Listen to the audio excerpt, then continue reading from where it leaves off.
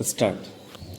Sir, this amendment relating to Clause 8 is most important and it afford us yet another opportunity to explain to the government and to all those friends who do not still see eye to eye with us that clause 8 is perhaps the black clause in the bill.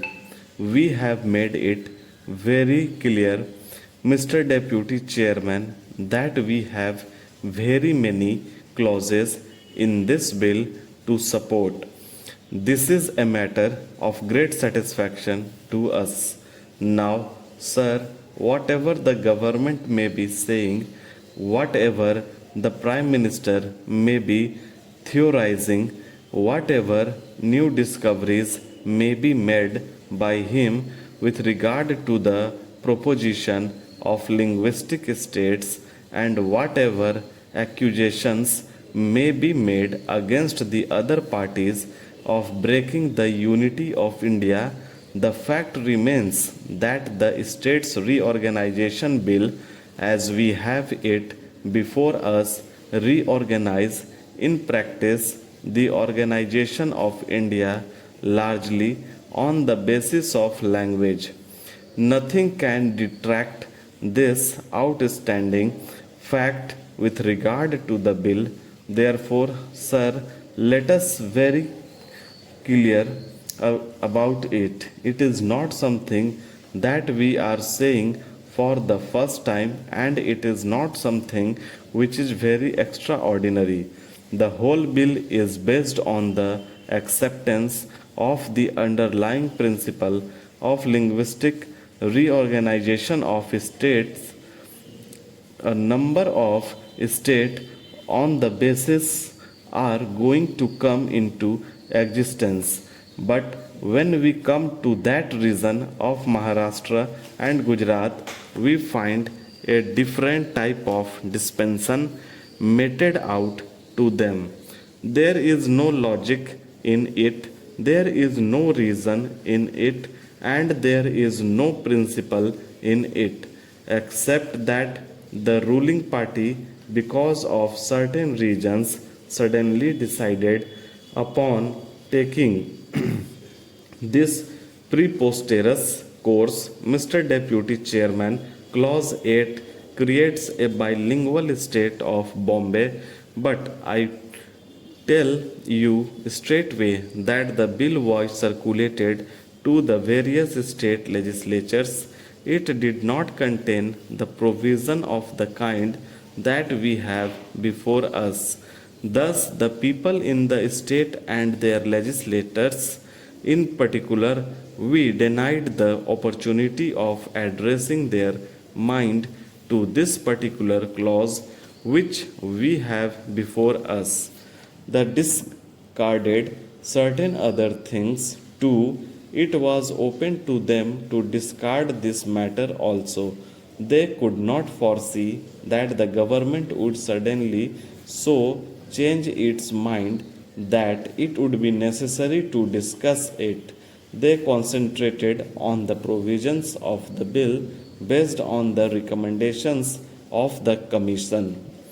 They had before them two important documents on the Commission's recommendations with regard to Bombay, and the other the proposals contained in the bill that went to them.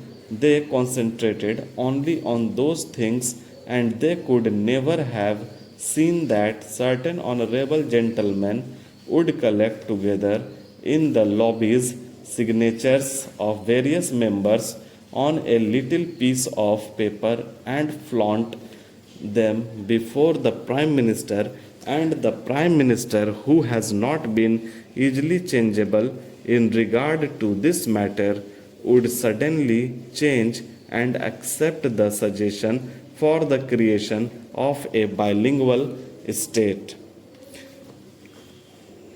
That is how this clause came into existence, and today, sir, in this house, we are called upon to support this clause regardless of what the Maharashtrians think about it, and regardless of what the Gujaratis think about it.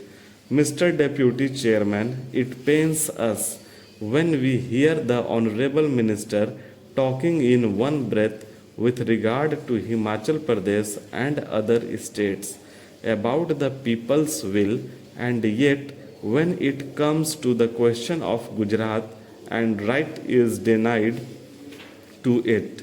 We find today before our eyes the mighty upsurge of the people of Gujarat demanding a linguistic state, and it is perfectly known to the government as to anybody else in the country that the people of Gujarat to a man are opposed to this provision of the bill, and also, sir, the people of Maharashtra are opposed to this bill.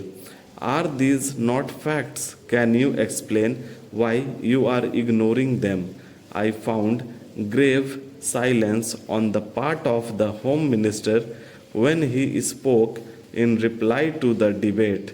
He had nothing to say about the situation obtaining in Gujarat except to express his feelings of Sri Moraji Bhai Desai.